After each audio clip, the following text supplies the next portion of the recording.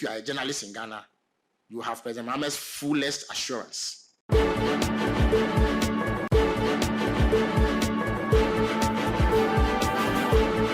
Welcome to your number one spot of Vivid News Update on Ghana Talks Radio. My name is Deborah Adolso. Coming up, the NPP government didn't leave behind buffers for debt servicing. Debt-Kwakye Ofosu. Government must acknowledge journalists' role of exposing corruption. Bernard Avle. Government summons GJA over assault on journalists. Meeting set for next week. So our first story, spokesperson President John Dramani Mahama Debt-Kwakye Ofosu has criticized the previous NPP government for not leaving behind sufficient buffers for debt servicing. According to him, the previous administration was too happy to borrow without a plan for repayment, leaving the nation with unsustainable debt obligations. Mr. Kwakye Ofosu emphasized the current economic situation as there with debt servicing obligation requiring almost all national revenue. He warned that Ghana risks economic collapse if debt servicing fails. The Minister-designate for Government Communication also highlighted the pressure on the Finance Ministry, noting that debt servicing for the coming year will exceed most Ghana's budget. He called for skilled management and collaboration to address the challenges ahead. Relates to the reactivation of the sinking fund and honoring of Ghana's obligations to bondholders. 2 days ago, I issued a statement in which I conveyed news of a directive from President Mahama to the Ministry of Finance to take steps to settle maturing coupons of Ghanaian bondholders who suffered drastic haircuts under the domestic debt exchange program. So on Tuesday, 17th February,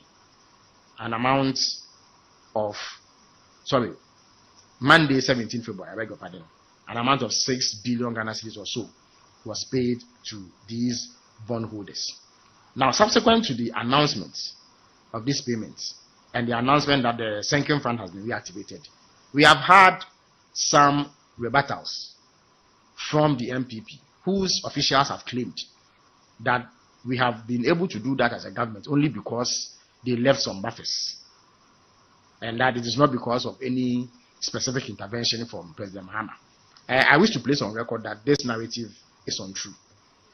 To other story, General Manager of City FM and Channel 1 TV Bernard Avle has voiced strong concerns over the failure of successive government to recognize the vital role of journalists in addressing the fight against corruption. Speaking as a guest speaker at an active citizenship dialogue in honor of the late legal luminary Akoto Ampao on Wednesday, Mr. Avle highlighted the critical contribution of investigative journalism. He cited the fourth estate expose on the controversial revenue mobilization deal between the Ghana Revenue Authority and Strategic Mobilization Ghana Limited, as well as a recent report on payment infractions within the National Service Scheme. He underscored the media's unwavering commitment to fostering national development.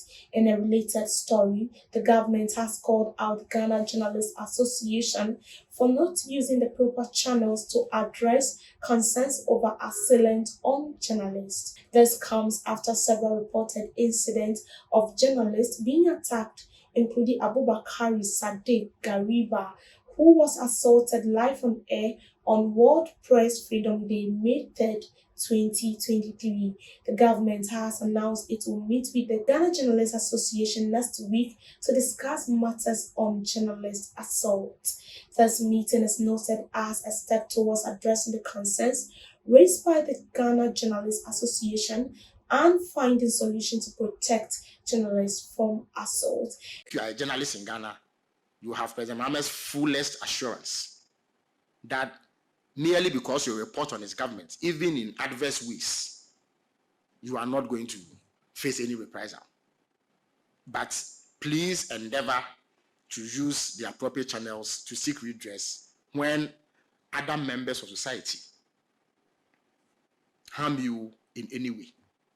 To every extent possible, government will lend its weight to efforts to seek redress in these matters. But we must distinguish between the actions of overzealous or errant security officials and other members of society and orchestrated attacks by government to punish, as it were, journalists for exposing wrongdoing.